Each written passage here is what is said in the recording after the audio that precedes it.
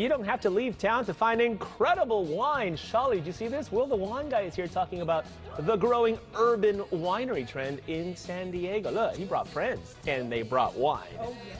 Will distract us from this. You don't have to go far for a good glass of wine. Will the Wine Guy is here with more on San Diego Urban Wineries. Oh, I love this thing. It's happening all over San Diego. Joining us, Eric Van Drunen. Yep. I got to make sure I get the names right. President of San Diego Urban Wineries, and also Keith Rolle from Gianni Buonomo. Perfect. Yeah? Beautiful. Yeah, come on. This is my first rodeo. I'm kidding. I don't know what's going on. Will, good morning. Okay, Good morning. Talk to me about these urban wineries. We've kind of talked about this a little bit a couple years ago.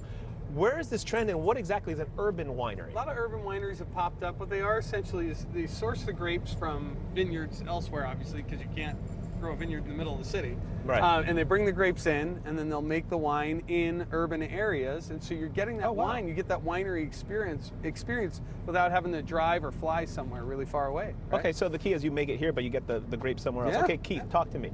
So this one, by the way, I forgot to pick up my glass earlier. Usually we do know. this. Cheers. I don't know where I was distracted Actually, by the giant dog. Okay, tell me about your place and how you guys make the wine, essentially, the urban winery. How does that work? Where do you get the grapes and all that? Gianni Buonomo is located in Ocean Beach, right in the heart of Ocean Beach on Newport Avenue. So two blocks from the beach is not a place where most people go looking for. Not at all. For wineries.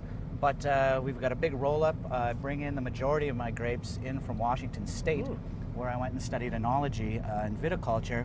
The balance of the grapes I bring in from the Sierra foothills by Placerville up in El Dorado County. Okay.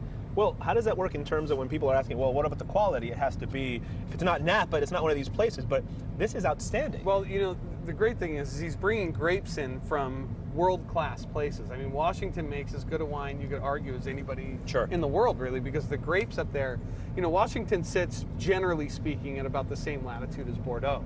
And so with Bordeaux being the home of Cabernet Sauvignon and Merlot and those bigger style grapes, I mean, I don't want to say the climate's the same because, you know, it's definitely a little bit different. But on the eastern side of the Cascade Mountains, it's the same amount of rainfall that we get here.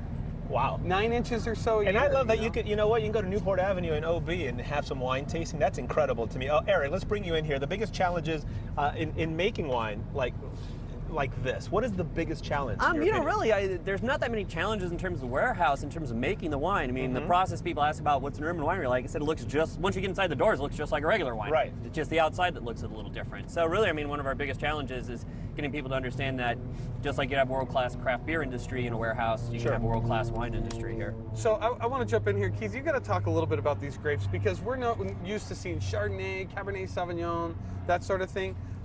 These grapes are all completely different. You're drinking a Charbonneau right now, right? I mean, there's less than 100 acres of Charbonneau planted in all of California. And I'm enjoying it tremendously. This is really, really good. Yeah, so that comes from the Sierra foothills, right? That's Tell right. us a little bit about your grapes. Sierra foothills, Charbonneau. There are only, I'm the 17th winery in the United States that is making Charbonneau. So before I started making it, there are only 16.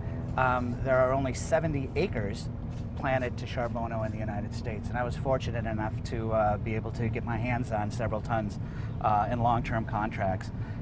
It came to the United States as clippings, thinking it was Barbera, and Inglenook was growing this and winning all kinds of awards for a world-class Barbera. Right in the middle of Napa. Yeah. Until the late 1930s when they found out that this was actually not Barbera, this was Charbonneau. So real quick, why do you go with all these different varietals rather than just going with the standard Cabernet Sauvignon? Right, the standard right. wines I've got a Blau Frankish here.